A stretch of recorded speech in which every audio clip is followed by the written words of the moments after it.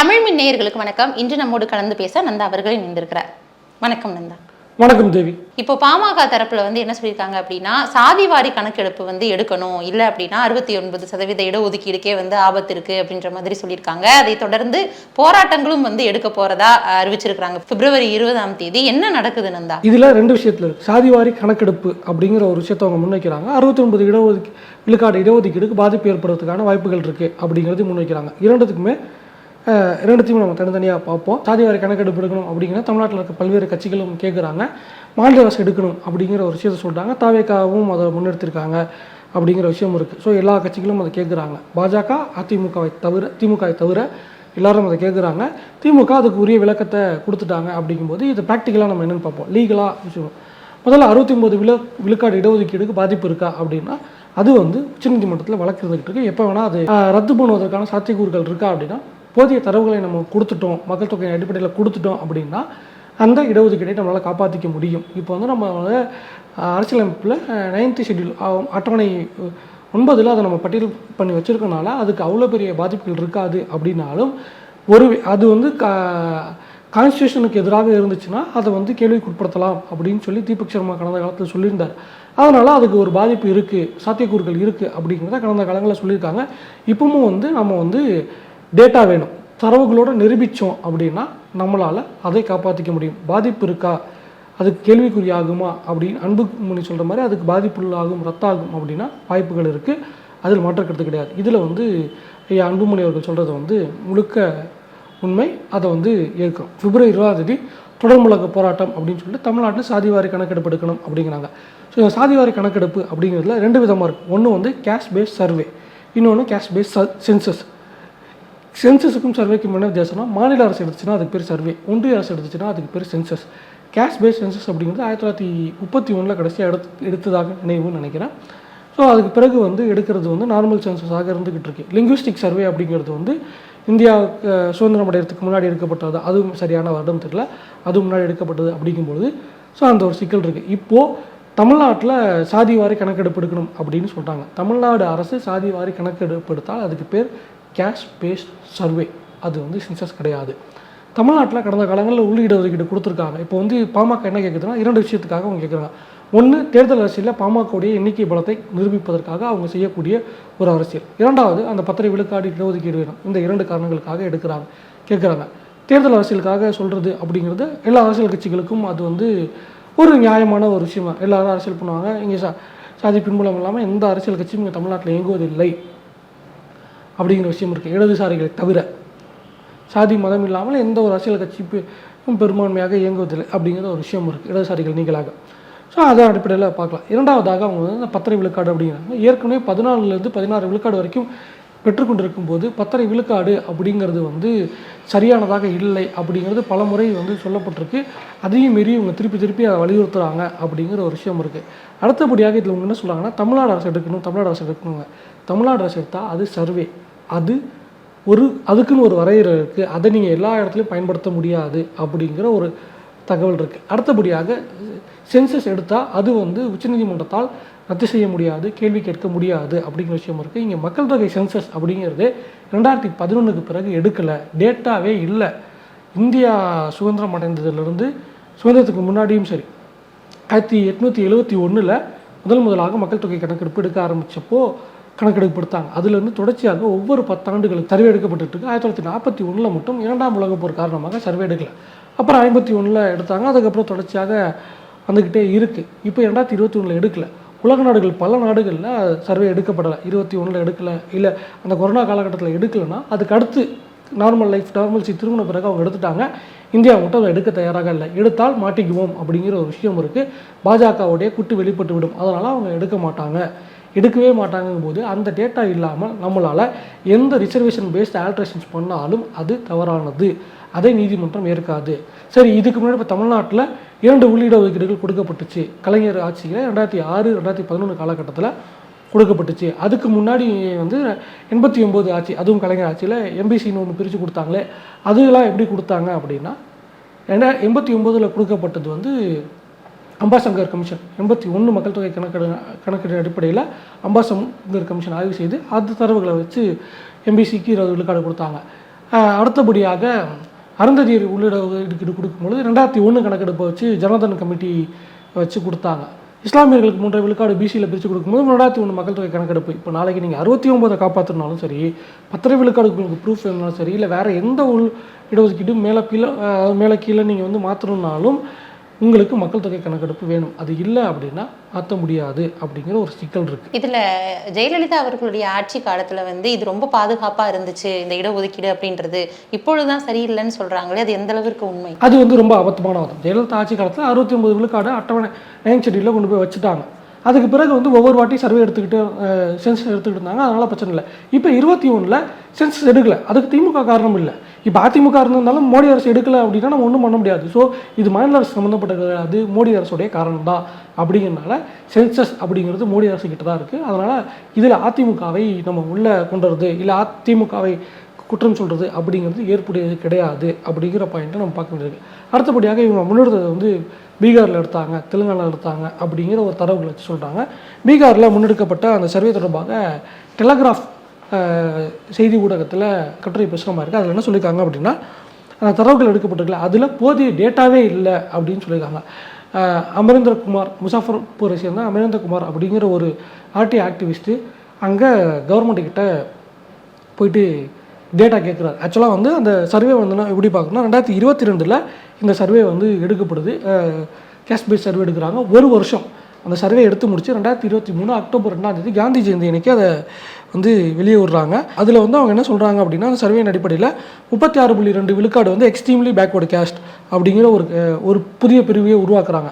தமிழ்நாட்டில் மட்டும்தான் எம்பிசி இருக்குது. மற்ற மாநிலங்களில் ஓபிசி அப்படிங்கிற கேட்டகரி தான் இருந்துட்டு இருந்துச்சு. இப்போ அவங்க வந்து எக்ஸ்ட்ரீம்லி பேக்வர்டு கேஸ்ட் அப்படின்னு பிரிக்கிறாங்க. ஒரு சில மாநிலங்களில் வேறு பேர் இருக்கும். இப்போ வந்து புதிய பிரிவே ஒன்று உருவாக்குறாங்க.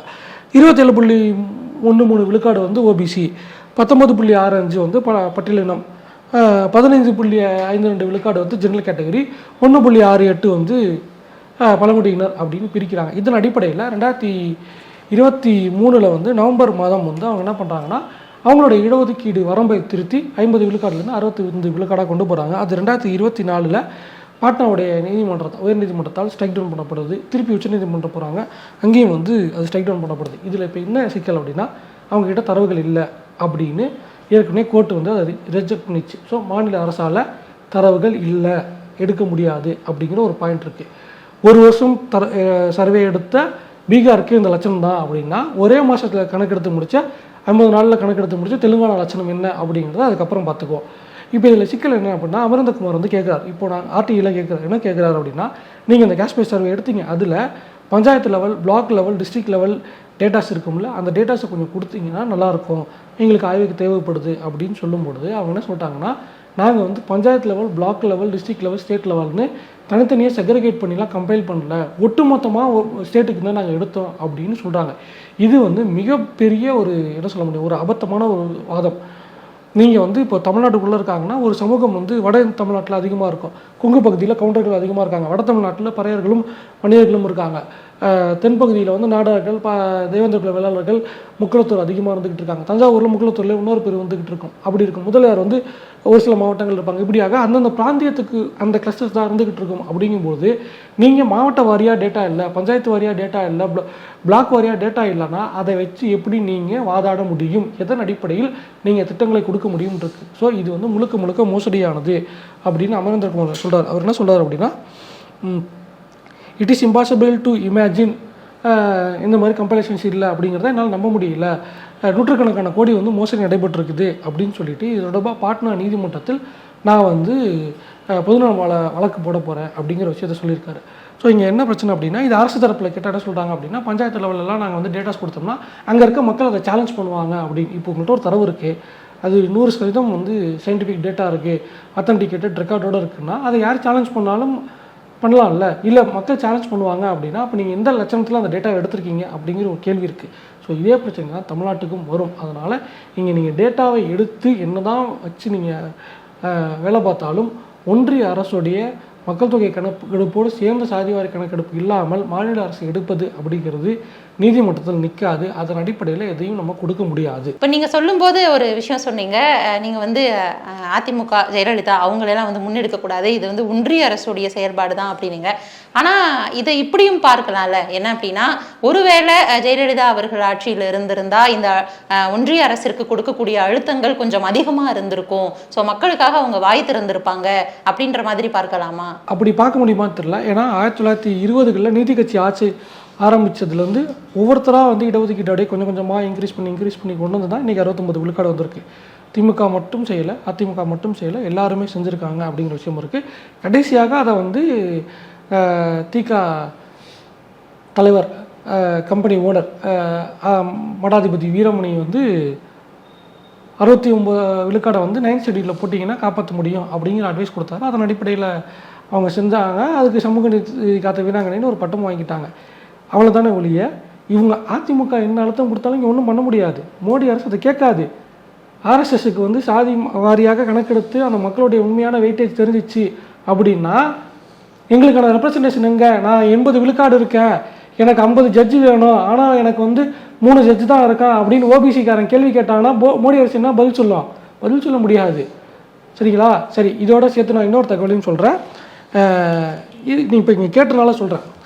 ஏன் இந்த மோடி அரசு தரவுகள் எடுக்காது? ஜெயலலிதா சொன்னாலும் எடுக்காது அப்படின்னா, இப்போது ஓய்வுபெற்ற நீதியரசர் சந்திர வந்து செய்தியாளர் சந்திப்பு நடத்தினார். அதில் வந்து ஒரு விஷயத்தை பதிவு பண்ணது என்ன அப்படின்னா, நீதிபதிகள் நியமனத்தில் ப்ராப்பராக ரிசர்வேஷன் ஃபாலோ பண்ணப்பட்டதில் கேஸ்ட் ரெப்ரசன்டேஷன்ஸ் இல்லை அப்படிங்கிற விஷயத்தை பதிவு பண்ணியிருக்காரு. 10% இருக்க மக்களுக்கு தான் அதிக முன்னுரிமை கொடுக்கப்படுது. ஓபிசி, எஸ்சி/எஸ்டிஸ், மைனாரிட்டிஸ், உமன்ஸ்க்கான ரெப்ரசன்டேஷனே இல்லை அப்படிங்கிற விஷயம் சொல்லியிருக்காரு. உச்சநீதிமன்றத்தில் 34 விழுக்காடு வந்து ஜட்ஜஸ், 34 விழுக்காடு ஜட்ஜஸ் பிராமின்ஸ், பார்ப்பன சமுதாயத்தைச் சேர்ந்தவர்கள் மட்டுமே இருக்கிறார்கள் அப்படிங்கிற ஒரு விஷயம் இருக்குது. 79 விழுக்காடு ஜட்ஜஸ் அப்பர் கேஸ்டாகத்தான் இருக்கிறார்கள். இது ராகுல் காந்தியும் கேள்வி கேட்டுக்கிட்டு இருக்கார். இப்போது இங்கே மண்டல் கமிஷன் பரிந்துரையின்படி 52 விழுக்காடு வந்து ஓபிசி இருக்கும். அப்படிங்கும்போது அவங்களுக்கு 27 விழுக்காடு தான் இடஒதுக்கீடு கொடுக்கப்படுது. அந்த 27 விழுக்காடும் ப்ராப்பராக ஃபில் செய்யப்படலை. அப்படிங்கும்போது ப்ராப்பர் டேட்டாவை எடுத்து கொடுத்தா அப்புறம் மோடி அரசு மாட்டிக்குமே. மோடி அரசு பார்ப்பன பனியா அரசு, அதனால் அது பண்ணாது. அன்புமணி ஏன் ஜெயலலிதா பேர் சொல்கிறார் அப்படின்னா, திமுக அடிக்கும்போது ஜெயலலிதாவை பேசினா எடப்பாடி ஷீட் பாக்ஸ் வந்து எக்ஸ்ட்ரா கொடுப்பாரு அப்படிங்கிற ஒரு காரணம் தான். ஷீட் பாக்ஸ் கணக்கு தானே ஒழிய ஜெயலலிதா மேலே பாசமெல்லாம் கிடையாது அப்படிங்கிறத புரிஞ்சுக்கணும். இப்போ நீங்கள் சொன்னீங்க மத்திய அரசு தான் வந்து இந்த சென்செக்ஸ்லாம் வந்து எடுக்கணும், அவங்க கையில் தான் எல்லாமே இருக்குது அப்படின்னு சொல்கிறீங்க. ஆனால் மாநில அரசுகள்லாம் சேர்ந்து ஒரு அழுத்தம் கொடுக்கும் பொழுது அது மத்திய அரசு செய்ய வேண்டிய நிலைக்கு வந்து தள்ளப்படுமா? மாநில அரசுகள் அழுத்தம் கொடுக்கணும். அழுத்தம் கொடுத்துருக்காங்களா? தமிழ்நாடு சட்டப்பேரவையில் தீர்மானம் நிறைவேற்றப்பட்டிருக்குது, கொடுக்கப்பட்டிருக்குது. பீகாரில் சாதிவாரி கணக்கெடுப்பு எடுத்திருக்காங்க, அவங்களும் ஒன்றிய அரசு கிட்ட கோரிக்கை வைக்கிறாங்க. தெலுங்கானாவில் எடுக்கப்பட்டிருக்கு, கோரிக்கை வச்சிருக்காங்க. எந்த அளவிற்கான அழுத்தம்னு சொல்லி பார்க்கணும்ல, வெறும் பெயருக்கே கொடுக்கக்கூடிய ஒரு அழுத்தமா இருக்கா, இல்லை தொடர்ந்து எந்த அழுத்தம் கொடுத்தாலும் மோடி அரசு பணியாதுங்கிற ஒரு விஷயம் இருக்குல்ல. மற்ற விஷயங்கள் எல்லாத்தையும் பணிஞ்சிட்டாங்களா இதில் பணியறதுக்கு? மக்கள் தொகை கணக்கெடுப்பு எடுக்கணுங்கிறது அவங்களோட கடமைங்க. அதுக்கு மாநில அரசு வந்து அழுத்தம் கொடுக்கணுங்கிற அவசியமே கிடையாது, அவங்களுடைய கடமை. அது கடமையை செய்ய தவறும் போது வந்து சில விஷயங்களை வந்து நம்ம முன்னெடுத்து தானே ஆகணும். வக்பு வாரியத்தில் ஒரு ஜாயின்ட் பார்லிமெண்ட்ரி கமிட்டி போடுறாங்க. கமிட்டியில் வந்து எதிர்க்கட்சி உறுப்பினர்கள் இருக்காங்க. அவங்க சில திருத்தங்களை கோர்றாங்க. திருத்தங்களை மார்க்கரை வச்சு எரேஸ் பண்ணிவிட்டு இல்லை ஒயிட்னர் வச்சு அழிச்சிட்டு திருத்தங்கள் இல்லாத ஒரு டிராஃப்டை வந்து பார்லிமெண்ட்டில் சப்மிட் பண்ணுறாங்கன்னா அந்தளவுக்கு மோசடியான அரசு தான் மோடி அரசு. அவங்க எடுக்க மாட்டாங்கும் போது நம்ம என்ன பண்ண முடியும்? இப்போ இந்த கேள்வியே எதற்கு எழுது அப்படின்னா, பாமக அப்படின்றது ஒரு கட்சி தான். ஸோ அவங்க கட்சி சார்பில் வந்து அவங்க பிப்ரவரி 20ஆம் தேதி வந்து போராட்டம் நடத்துகிறாங்க. அப்படி இருக்கும் பொழுது அதை விட முக்கிய பொறுப்பு இப்போ ஆளுங்கட்சியாக இருக்கிற மாநில அரசுக்கு இருக்குது. இப்போ இந்த கட்சிகளை தாண்டி வேறு கட்சிகள் எல்லாம் வந்து இதற்கு வாய் திறக்கலையா? எல்லா கட்சியும் வந்து என்ன சொல்கிறாங்கன்னா, மோடி எடுக்கல நீங்கள் எடுங்க, மோடி எடுக்கல நீங்கள் எடுங்கிறாங்க. பாமக ஏன் இதை வந்து நாடகம் ஆடுது அப்படின்னா, பாமகவாக இருக்கட்டும், தவைக்கவாக இருக்கட்டும், யார் வேணா இருக்கட்டும், அப்படி இந்த நாடகம்னே சொல்கிறீங்க. பாமக வந்து பாஜக கூட்டணியில் இருக்காங்க. பாஜக கூட்டணியில் பாமக இருக்கிறது. 2024 மக்களவைத் தேர்தலை பாஜக கூட்டணி, தேசிய ஜனநாயக கூட்டணியில் தான் சந்திச்சாங்க. 10 தொகுதிகளில் அவங்க போட்டிக்கிட்டு இருக்காங்க. நீங்கள் போய் மோடி கிட்ட கேட்கலாம்ல, தமிழ்நாடு அரசு எடுக்கணுங்கிறீங்க, அதுக்கு வேலிடிட்டி இல்லை. உங்கள் கூட்டணி கட்சி தலைவர் தானே, உங்கள் தலைவர் தானே மோடி, ஜெயிச்சிருந்தா அப்புறம் ஒரு மினிஸ்டர் சீட்டு கேட்பீங்கல்ல, அதுக்கு பேச முடியும்ல உங்களால், போய் கேளுங்க மோடி கிட்ட. இது வந்து சாதிவாரி கணக்கு மட்டும் இல்லை, வறுமை கோட்டுக்கு கீழே இருக்கவங்களும் இப்போ வந்து 10 கோடி மக்கள் வந்து உணவு பற்றாக்குறையால் பாதிக்கப்பட்டிருக்காங்க. எந்த டேட்டாவும் கிடையாது. மக்கள் தொகை கணக்கெடுப்பு இல்லை அப்படின்னா அரசு திட்டங்கள் எதுவுமே கிடையாது. அரசு திட்டம் ஒவ்வொரு திட்டம் போடுதில்ல, இப்போ சுகாதார திட்டம், குடிநீர் திட்டம் அப்படின்னு இருக்குல்ல, பைப் இல்லாத அதாவது குடிநீர் பைப் இல்லாத வீடுகளுக்கு பைப் கொடுக்க போகிறோம் அப்படின்னு இருக்கு. அப்போ நீங்கள் அதுக்கு வந்து என்ன சொல்ல முடியும்? எத்தனை பேர் பயனாளிகள்னு தெரிஞ்சால் தான் நீங்கள் நிதி ஒதுக்க முடியும். கரெக்டாக? இப்போ நீங்கள் ஒன்றும் இல்லை, இப்போ நம்ம வந்து ஒரு வேலையை செய்கிறோம். இப்போ வந்து ஒரு சமையல் செய்கிறோம்னு வச்சுக்கோங்களேன். எத்தனை பேருக்கு நம்ம சமைக்க போகிறோம் அப்படின்னு தெரிஞ்சால் தான் அதுக்கேற்ற மாதிரியான அளவு நம்ம செய்வோம். ஒரு 10 பேருக்கு நம்ம சமைக்கிறோம் அப்படின்னா அதுக்கேற்ற மாதிரியான 10 பேர்னால் பெரியவங்களா சின்னவங்களா அந்த அளவுகளை ஏற்படுத்தி அதுக்கேற்ற மாதிரியான விஷயங்களை வச்சு நம்ம வந்து இன்க்ரீடியன்ஸ்லாம் ப்ரிப்பேர் பண்ணுவோம், அது குவான்டிட்டி ப்ரிப்பேர் பண்ணுவோம். எத்தனை பேருக்கு சமைக்க போகிறோன்னே தெரியாது, ஆனால் நம்ம குவான்டிட்டி மட்டும் ப்ரிப்பேர் பண்ணி இவ்வளோ என்னால் சமைக்க முடியும் அப்படின்னா அப்படி தான் சமையல் செய்ய முடியுமா? இப்போ நம்ம போடுற ட்ரெஸ்ஸே இருக்குல்ல, ட்ரெஸ் இருக்குது, நம்மளுடைய மெஷர்மெண்ட்ஸ்லாம் தெரிஞ்சால் தான் அந்த ஷர்ட் நமக்கு ஃபிட் ஆகும். மெஷர்மெண்ட்ஸே தெரியாமல் நம்மளாம் ஒரு சட்டையை தைச்சி போட்டுக்க முடியுமா? அதே மாதிரி தான் இங்கே தரவுகள் எதுவுமே இல்லாமல் நான் நிதி ஒதுக்குறேன்னா இங்கே எல்லா திட்டங்களும் இங்கே பாலா போய் கொண்டு தான் இருக்குது. இப்போ எத்தனை வீட்டில் பைப் இல்லை? 50 வீட்டில் பைப் இல்லை, பைப்புக்கு 1000 ரூபா செலவுனா 50,000 ரூபா செலவு.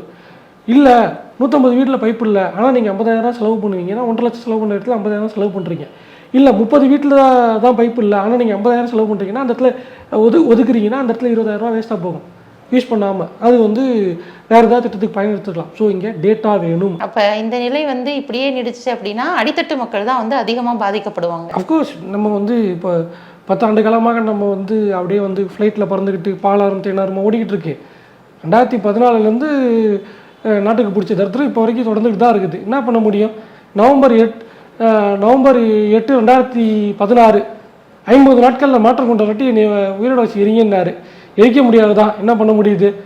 நாடு நாசமாக போலையா? டிமானிட்டைசேஷன் கொண்டு வந்தார், தப்பு அப்படின்ட்டாங்க. 2000 நோட்டு கொண்டு வந்தாங்க, 10 திரும்பி எடுத்துகிட்டு போயிட்டாங்க. ஒரு விஷயமாவது இந்த அரசுக்கு நல்லது பண்ணியிருக்கா? மக்களுக்காக ஏதாவது ஒன்று இருக்கா? ஜிஎஸ்டி ஏமாத்துறாங்க. இப்போ இன்றைக்கி ஃபாஸ்டாகில் கூட கொண்டு வந்துட்டாங்க. ஃபாஸ்டாகில் வந்து பேலன்ஸ் இல்லை அப்படின்னா 1 மணி நேரத்துக்கு முன்னாடியே நீ வந்து ரீசார்ஜ் பண்ணணும், இல்லைன்னா டபுள் சார்ஜ் போட்டு பிடுங்குவாங்கிறாங்க. இப்போ என்ன கேள்வி எழுது அப்படின்னா, பாமக தரப்பில் சாதிவாரி கணக்கெடுப்பு வேணும் அப்படின்ற மாதிரி போராடுறாங்க. ஆனால் நீங்கள் சொன்ன ஸ்டேட்மெண்ட்டில் என்ன சொன்னீங்க அப்படின்னா, இதுவும் வந்து ஒரு நாடகம் அப்படின்னு சொன்னீங்க.